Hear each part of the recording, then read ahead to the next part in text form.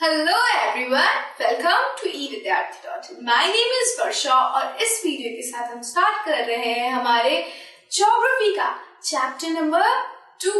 Chapter का नाम है ग्लोब, लैटिट्यूड्स एंड लॉन्गिट्यूड, यानी कि ग्लोब के बारे में पढ़ेंगे कि ग्लोब आखिर होता क्या है।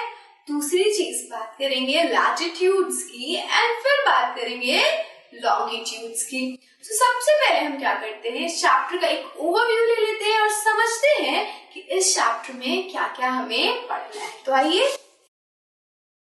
सबसे पहले हम पढ़ेंगे what is a globe. Globe आखिर होता क्या है, हम वो देखेंगे और फिर उसके बाद हम बात करेंगे हमारे जितने भी इमेजिनरी लाइंस हैं, चाहे वो एक्सिस हो गया, इक्वेटर हो गया, लैटिट्यूड, लॉन्गिट्यूड, उनके बारे में। और तो और हम ये भी देखेंगे कि इनके थ्रू हम क्या करते हैं। ये सारे क्या है, सबसे पहली बात हम ये याद रखेंगे इस पूरे चैप्टर के दौरान कि जितनी भी हम यहाँ पे लाइंस देखने वाले हैं वो सब कैसी लाइंस होने वाली है, वो सब की सब इमेजिनरी, यानी वो पृथ्वी के ऊपर है ही नहीं, वो हम अपनी इमेजिनेशन के थ्रू उनको हमने बनाया है और उनके थ्रू हम कुछ यूजेस लेते हैं, उनके थ्रू हम कुछ काम करते हैं, उनका कुछ एप्लीकेशन है। उन्हीं एप्लीकेशंस को, उन्हीं यूजेस को हम इस चैप्टर में पढ़ेंगे। तो सबसे पहले हमने ग्लोब को पढ़ना है कि ग्लोब आखिर क्या होता है। ग्लोब हम सभी ने देखा है that globe is a model of earth. Globe पढ़ने के बाद हम बात करेंगे हमारे एक्सिस के बारे में। So what is an axis? Axis क्या होता है? तो ये भी एक इमेजिनरी लाइन होने वाली है, बट इस लाइन के साथ क्या है, ये हमारी अर्थ के ऊपर, ये जितनी भी लाइन्स यहाँ पे पढ़ेंगे वो हम अपने अर्थ के ऊपर पढ़ेंगे, हमारे ग्लोब के ऊपर पढ़ेंगे। और ये जो लाइन्स होती है वो हमारे अर्थ पे होती है। अब जब हम एक्सिस पढ़े तो एक्सिस कौन सी लाइन होगी? वो लाइन, अब ये वाला जो ग्लोब है, ये जो यहाँ पे आप ओवॉइड देख रहे हो, ये जो आप डंडी देख रहे हो, वो एक्सिस होती है, मतलब किसी के ऊपर हमारी अर्थ रोटेट करती है। तो वो लाइन जिसके ऊपर हमारी अर्थ रोटेट करती है उसे हम क्या कहते हैं? उसे हम एक्सिस कहते हैं। फिर हम बात करेंगे हमारे इक्वेटर की। इक्वेटर हमने बहुत बार सुना है अपनी लाइफ में। इक्वेटर क्या होता है?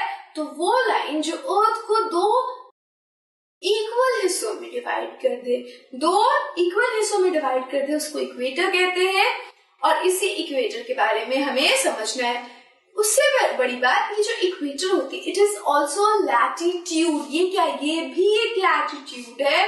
और लैटिट्यूड क्या होती है? वो सारी लेटरल रेखाएं, वो सारी लेटी हुई रेखाएं जो क्या होती है, सर्कुलर होती है सबसे पहली बात। और तो वो कहां से कहां इमर्ज करती है, वो ईस्ट से वेस्ट की तरफ जाती है। और ये सारी रेखाएं क्या है, हमारे अर्थ पे प्रेजेंट होती है।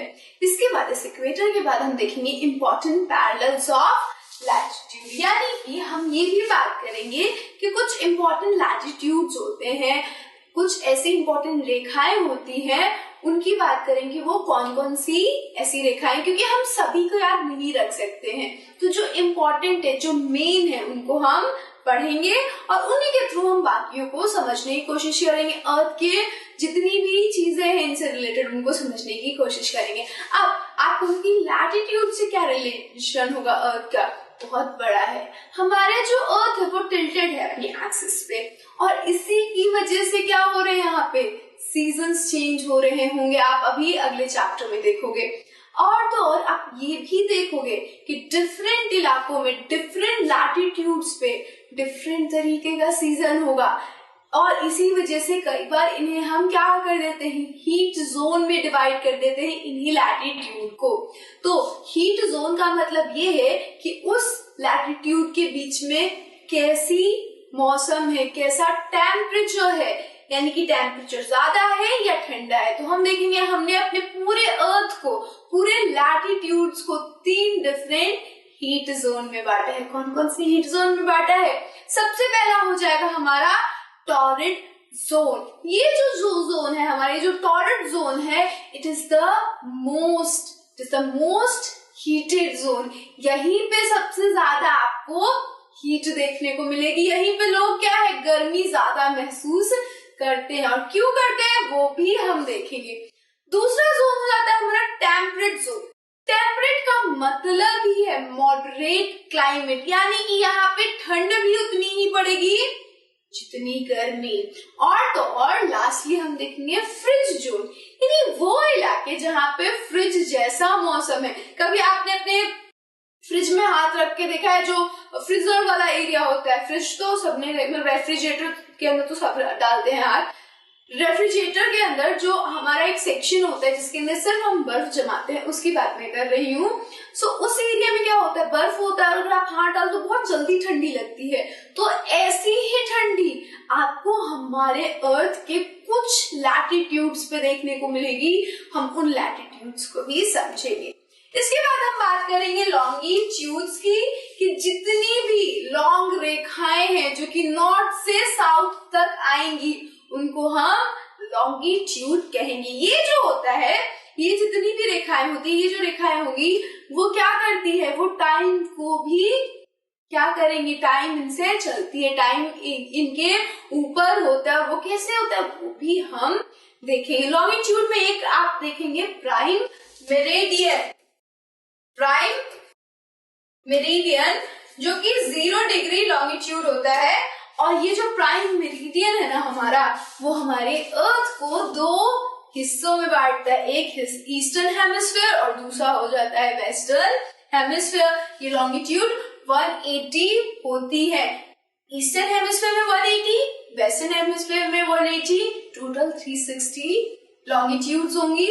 और ये जो लॉन्गिट्यूड्स होंगी उनकी वजह से कई आप देखोगे कि टाइम भी चलेगी, उनकी वजह से हर जगह की टाइम वेरी करेगी। अब वो कैसे करेगी वो भी देखेंगे। और फिर हम बात करेंगे स्टैंडर्ड टाइम की। अब जगह जगह बदल रहे टाइम है तो हमें कैसे पता चलेगा किस जगह पे कौन सा टाइम है, उसकी बात करेंगे। और फिर क्या बात होगी कि इंडिया में कौन सी टाइम को हम फॉलो करते हैं, ये टाइम कैसे लेते हैं वो भी बात करेंगे। तो इतनी सारी मजेदार चीजों के बारे में हम बात करने वाले चैप्टर में। ये सारी चीजें देखेंगे, समझेंगे और क्या करेंगे, पढ़ेंगे। और इसके बाद क्या करेंगे हम, जब ये हमारा आखिरी टॉपिक है स्टैंडर्ड टाइम खत्म होगा, हम बात करेंगे हमारे क्वेश्चन आंसर की। सबसे इम्पोर्टेंट हो जाता है। और उसके बाद हमारे एमसीक्यू क्वेश्चंस पे भी जाएंगे और उनकी भी बात होगी। बट ये सारी चीजें हम अपने नेक्स्ट वीडियो से स्टार्ट करेंगे। So till then take care, good bye.